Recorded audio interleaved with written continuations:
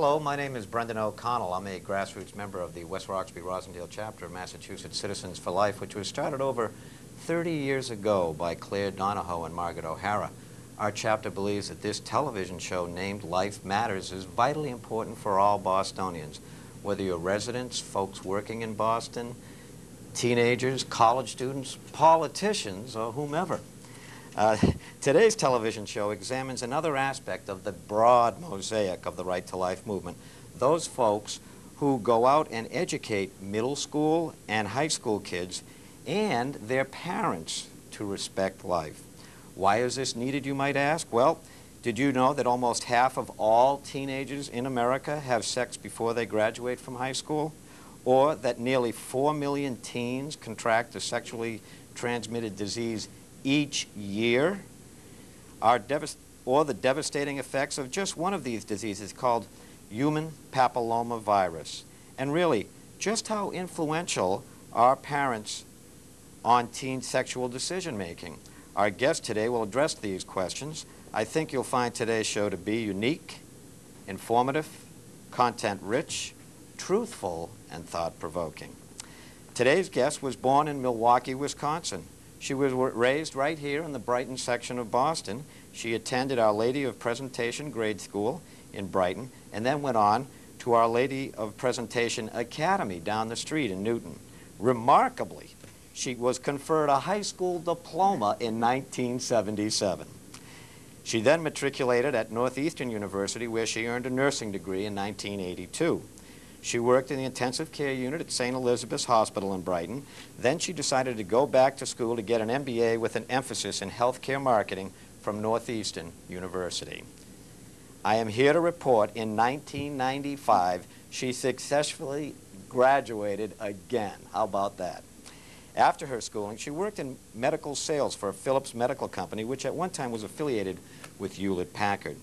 Well, with all this healthcare background, one might ask, how in the world did she transition from a lucrative medical sales arena to the director of the Respect Life Education Program for the Archdiocese of Boston? Perhaps today we'll find out. She currently lives in Andover with her husband and 2 children quite blissfully. Welcome to our guest, Mrs. Deb O'Hara Ruscowski. Thanks so much, Brendan, for having me today. Nice to have you. Before we get started, I'd just like to mention the call-in phone number. Should our guest, our viewing audience, have any questions for our guests regarding teaching teenagers and parents to respect life, the number is 617-973-4848. Well, Deb, how is it that you were born in Milwaukee and you grew up in Boston? Well, that's just a funny personal story that, Brendan, I was born in Milwaukee. I'm the only Milwaukeean in my family. And my other 2 brothers were born here. And it just by chance of where my parents located. My dad's a retired sports writer for the Associated Press. And when the Boston Braves, well, the Boston Red Sox went to be the Boston Braves, he went along there with them. And well, actually, there were 2, the Red Sox and the Braves, but the Braves moved to Milwaukee. That's right. And so that's where I was born while he was covering the Boston, the Braves out in Milwaukee. Oh, is that right? So he went with the team. Yes. When the Milwaukee Braves went on to Atlanta, I was fortunate enough to move along with my family back to Boston. Wow. So I only stayed 6 years there. So I think I'm technically a Bostonian. I see. Okay. And one of the themes of this TV show is to highlight the broad mosaic of the Right to Life movement. How did you get involved? Well, you know, Brendan, ironically, so many people say, I've always been pro-life. That's really not the case with me. I, grew up in the 70s and 80s along with the rest of my cohorts and friends and family, and we just, that wasn't really something that I felt strongly about. And it wasn't until later on, after I was in my early 30s, that I was fortunate enough to get I started CCD teaching in the church, and I was very active in my church. And I got a slip of paper from Shirley Lagerson from the Archdiocese requesting just a speaker program, and I thought I was going to attend a seminar. Unbeknownst to me, I show up, and I signed up for a 6-week training program to be a speaker. And and I said, oh, I don't know whether I have time to do this. She said, oh, well, we really need nurses. And she had one talk and split it up into 3 parts, and she really emphasized the medical prenatal development. So all I had to do was really show medical slides of prenatal development, and I said, oh, I can do that. So that's how and the more I learned, and the more God works in great ways, as you know. I became a great advocate for respecting life. I see. Now, what is the Respect Life Education Office of the Archdiocese of Boston? Well, it is located, of course, on the Archdiocese property in Brighton, and we reside in Peterson Hall. We are the education component, not to be confused with the Pro-Life Office, that is the outreach of pregnancy help and Project Rachel that does such great work for crisis pregnancy and post-abortion healing. We try to educate the youth before they're in that situation, before they reach a crisis pregnancy or have to make that terrible decision that will affect them for life, as we know. So we're located in Brighton, and we go out and talk to, I would say, 6th grade through 12th. Predominantly, the majority is 7th through 10th, and then also their parents as well. I see. Now, when did the Respect Life Education Office begin, and why is it a perceived need for our greater Boston populace? It began probably in the mid-90s, 95, 96, when Shirley Lagerson had realized there really wasn't an educational component, an official one with the Archdiocese. It was kind of grassroots and ad hoc, and people would, you know, ask our speaker to come in here and there, but you never knew what the credentials were of that person, and you never knew what they were going to say. So she realized that we really need a standardized approach, and so she put together a one talk, a pro-life talk, and recruited people, speakers, volunteer speakers, to come and talk. That's when I showed up, and I was one of 8. And going out to the churches and the parishes and giving this talk. I see. Why is it needed? It's really the Respect Life guidelines. It's part of the guidelines from the USCCB that all churches should be teaching youth and parents and covering pro-life issues as well as chastity in the curriculum. I see. Now, USCCB is not I'm a sorry. TLA, a 3-letter acronym. It's a 5-letter acronym for United States Catholic Conference of Bishops, I Yes, believe. yes, they sort Okay. of set the Well, guidelines for education. Yes. Fantastic. Sorry. All right, now, how has this program evolved since then? Oh my gosh, Since I am Shirley so excited to really report that we have blossomed. God has really blessed us, and I have to give him the credit, not me or anyone else, because we started with Shirley. Shirley then recruited the 8 of us, and we were going out to various parishes, and then within the year, Shirley had asked me, can you help me with a chastity component? I said, oh gosh, this is going to be difficult. But we worked on it together, and we added it to the existing talk.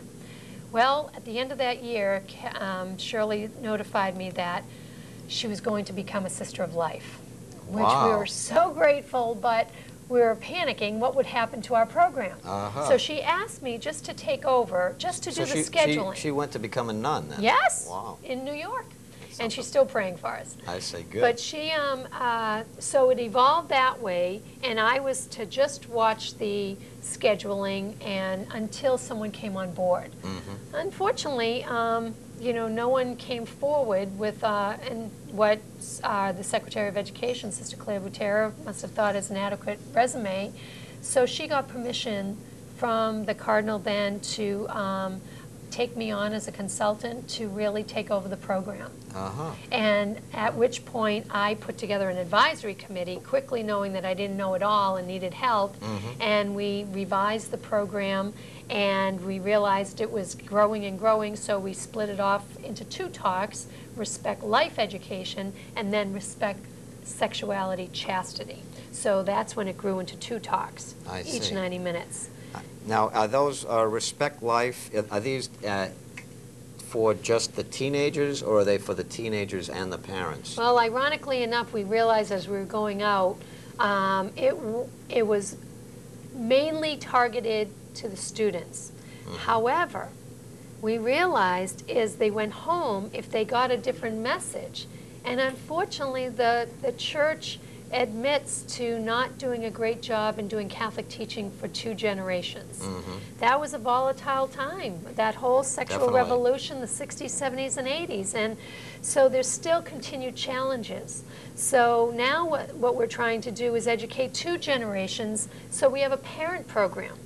So we show the same material to some of the parents, as well as we developed, with the help of Marianne Lutine, I have to give her accolades, at the pro-life office, we worked together to create a God's Great Plan. I see. And this is, hold that up for the okay, camera? sure. This is a little pamphlet that gives the teaching in regards to life, love, and relationships, what comes down to sexuality in the youth.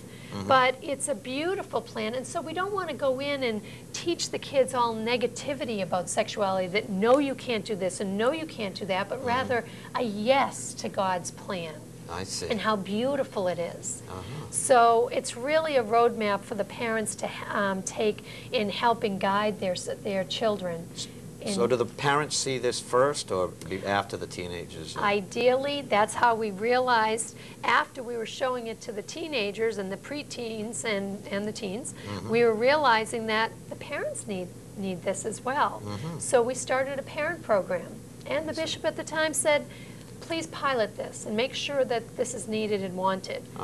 Many parents would say, you know, I came here because I thought, how dare you come and speak to us about this topic? But yet, by the end of our presentation, they were coming up saying, thank you. I didn't know this information. Do you have anything else we can share with our children? So we reported back, and now it's going to be a requirement as we roll out a curriculum to have the parents, because they are the primary educators of the children. They should learn this first and know how much, if it's going to be given to their children, it'll open up a great mode of communication with them. Right. I know in our generation there was nothing like that around. Exactly. There was really nothing. And we kind of learn by our mistakes, and now we're trying to educate the kids from our mistakes. Right. Well, now, Dr. Meg Meeker, let's talk about her. She's involved now with your program. Why is that, or what's this about? And this was what makes our program so unique, really. Dr. Meg Meeker resides in Traverse City, Michigan right now. But she is a product of our own Archdiocese, and her parents still live here in the Archdiocese in Concord, Mass. Oh, is that right? Yes. She is a pediatrician and adolescent medicine specialist. She wanted to help us out. So she wrote a book, Epidemic. But then we realized, oh my gosh, we really needed to target the parents. So what she did, she met with the bishop, and with his permission and their review, of course, a moral theologian reviewed this. The Epidemic book was written for our Archdiocese. It's Raising Great Teens in a Toxic Sexual Culture. She did so much research, as you'll see in a minute in her video, that she was astounded, from the National Institute of Health and Centers for Disease Control, just what kind of an epidemic we're facing with our teens. And she wanted to get that information out. She was so gracious in writing this book, a revision from her original work, and made it available to our Archdiocese for distribution. Wow, wonderful. Yes. Well, so she is a great blessing. And much of our work, much of our material that we spread throughout the Archdiocese is based on her work. I see. Now, we have a videotape of Meg Meeker. Perhaps we could roll that videotape now, and maybe you could... And although this is an excerpt of it, this is something that we show both our students in our predominantly 8th grade, 7th and 8th grade, and up, and the parents see this as well. And it's called The Rules Have Changed. And Meg Meeker has featured in this with other physicians. We're just going to have a short excerpt of it right now, and we can see it later.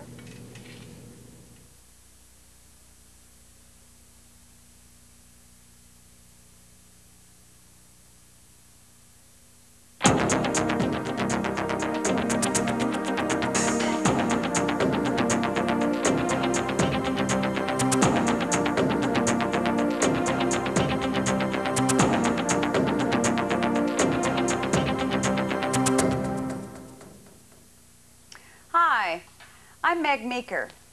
As you probably noticed, I'm a doctor and I've been taking care of teenagers for 20 years. First in the inner city and now in a quiet Midwestern small town. What I have to say to you might save your life, and I'm serious. It might save your child's life once you start having kids of your own. At the very least, it might save you a whole lot of embarrassment. Don't believe me? Sounds a little too sensational? Before I answer some questions, let me tell you a story. A young woman, once one of my patients, was happily married and pregnant with her first child. 4 days after delivery, the baby began having seizures. Seizures are not a pretty sight. The baby would shake, he'd have difficulty breathing. Its skin would turn blue, it would salivate. It looked like it was going to die right in front of us. When I asked the mother if she had any problems during her pregnancy that we didn't know about, she said no. Then her husband spoke up and said he wasn't sure if it was significant or not, but he'd caught genital herpes from a girlfriend when he was 17 years old and thought it had gone away. It hadn't, and it doesn't. He'd given the infection to his wife, and now the infection was in his baby's brain, which when x-rayed looked like Swiss cheese. Their first child had a 50% chance of dying, and if it did survive, the baby would be severely retarded. All of this occurred many years later because the husband thought having sex with his former girlfriend was safe, and that herpes was no big deal. This father and now the mother have herpes for life.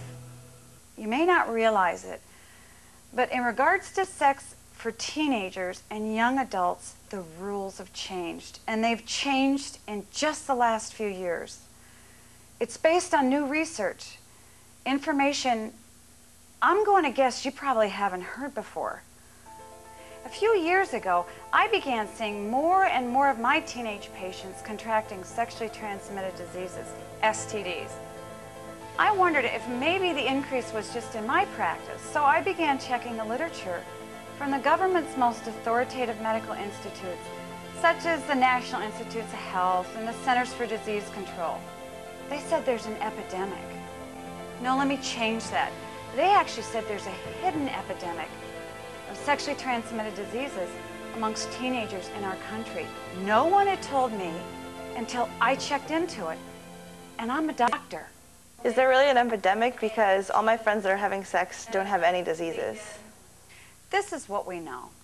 When I was a teenager, there were essentially 2 STDs, gonorrhea and syphilis. Now, there are at least 25 to 30 STDs. 1 in 4 teenagers, 25% who are sexually active, has an STD. Most teenagers don't know they're infected because 85% of the time when they have an STD, they have no symptoms.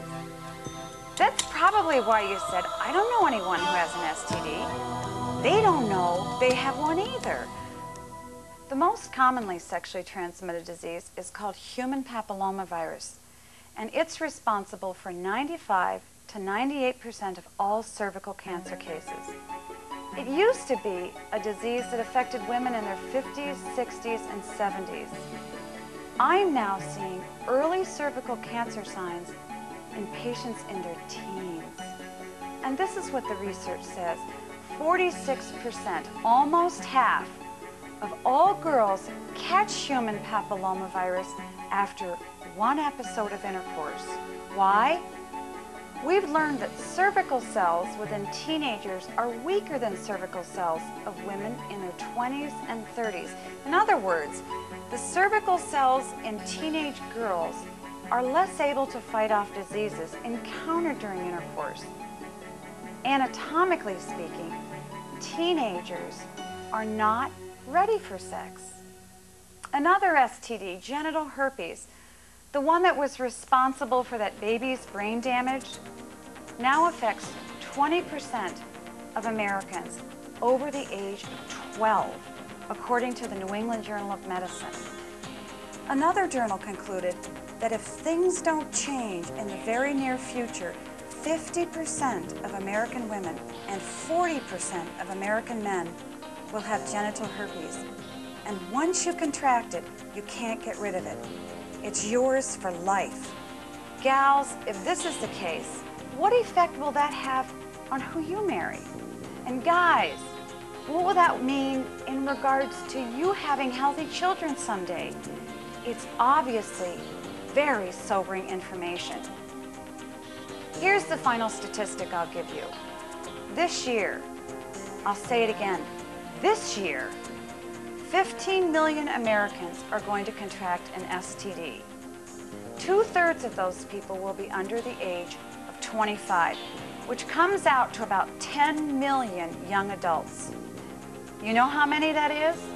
That's the same as taking 200 of the largest universities in the country and completely filling each of their football stadiums with people under 25. That's how many young adults are going to contract an STD this year. If that's not an epidemic, then I don't know what is. I mean, when you get an STD, can't they just like fix it with medicine? A few STDs like gonorrhea, syphilis, and chlamydia can be treated with antibiotics, but they must be treated as early as possible to avoid irreversible damage. And that's sometimes difficult because, again, 85% of the time, people don't show any symptoms. Some STDs like gonorrhea are now mutating and becoming resistant to antibiotics. When this happens, antibiotics no longer work on that strain of the disease. Other STDs like HIV and AIDS, genital herpes, and human papillomavirus cannot be killed by medicine. We can sometimes treat their symptoms, but we can't cure the diseases. Once you catch one, it's yours for life. In the case of HIV and AIDS, the disease will most likely eventually kill you. In the case of human papillomavirus, it may lead to cervical cancer, which kills about 5,000 women each year. Genital herpes may not kill you, but it may end up killing your newborn child. So now, how does this video, when you're out there talking about Respect Life, how does it impact people? You know, that was just a snippet of that video. It's 22 minutes long, but this video obviously shows the strong physical component. And what we like to say is our program, we cover the physical, the emotional, the psychological, and the spiritual benefits and consequences of if a student should choose to save sex for marriage or not. So although we share with them, and these are statistics and facts, this is not to just you know, really put a fear factor in them. This is to give them educated material, to be informed. And there's also, in that video, there's also emotional. They talk about depression, and they talk about the various things that happen with bonding, and then we can cover a lot of the faith message. Now, what about the parenting program, well, the chastity curriculum? What is that all about? The chastity curriculum, after we've been going out, these talks that we have are 90 minutes. And so we go out once a year upon invitation to any parish or school that may invite us. And after what we realized, we thought, gosh, what about the kids that don't make it or they're absent and they get nothing? And really, to give credit and not to put anything on the teachers, but they have so much to teach. They have to fit in so many requirements. Right. And our pro-life or respect life or our chastity message, is one of many. So if they miss us, they miss us. So what we were thinking is that we should be augmenting a curriculum. So we went to Sister Claire Botero in the Secretary of Education and said, is there a curriculum? That was 3 years ago, and there was a large effort, and 3 years in the making, to find and create a new chastity curriculum, a Catholic chastity curriculum. And so therefore, this new one has been piloted all last year in 10 schools and 5 parishes, and it got resounding results. Wow, that's great. And so now we will be, we've reported to the Cardinal, and he'll make a decision on when it will be rolled out. Now, let me ask you about the parenting program. Are parents really influential on teen sexual decision-making? Oh my gosh, they sure are. You know, even very secular studies, the National Longitudinal Study that asks, I think comes out every 4 or 5 years, actually the results of that from 90,000 students over and over say parents are the #1 influencer in their child's life, particularly in regards to morals and faith. So we know the influence, and we tell the parents, don't get discouraged when you're saying things and you're getting shrugs of the shoulder or just your eyes rolling. Right. Just know that your words are making an impact in your child's life. And this show, it's not just for Catholics, is it? Can anyone get No, your it's services? really interesting. We had our first invitation last year from the Baptist Church, and we loved going up there in Andover to the Baptist Church. This is really a Christian teaching. This isn't just Catholic. I mean, we are from the Archdiocese, and our target audience, of course, is our Catholic school, our Catholic children in our schools and parishes. However, this message that we're talking about is very Christian-based. We do bring in the sacraments, of course, with our Catholic audience. I see. Now, in closing, I hope you folks have learned a lot today about Respect Life educational outreach. And should our audience have any questions or would like to find out more from you, Deb, what contact information, how can they reach you? Oh, well, feel free to go on our website, and that's rcab.org, www.rcab, R-C-A-B, stands for Roman Catholic Archdiocese of Boston, .org. You can also give us a call at 617-746-5860, and when you do so, you can either leave a message, or when you're on the website, you can download the form to request a presentation. I see. And all the information regarding all the programs that we have. I see. Now, how about email? Do you have email too? Yes, it's Deb_O'Hara with the apostrophe. With the apostrophe. Yes. That's unusual. at rcab.org. I see. Well, if you'd like to get involved with that program, you're welcome to, or MCFL in your community. You can start by contacting MCFL also at 617-242-4199, or visit our website at masscitizensforlife.org. And check out our new website that we have for the TV show. It's lifematterstv.org. Finally, we hope to inform others about our show, Life Matters. We're confident that if people know the truth, they will ultimately change their hearts and minds to pure love and kindness for the unborn, the sick and the infirm, the elderly, and all humanity. Thanks for watching. I'm Brendan O'Connell, your friend for life.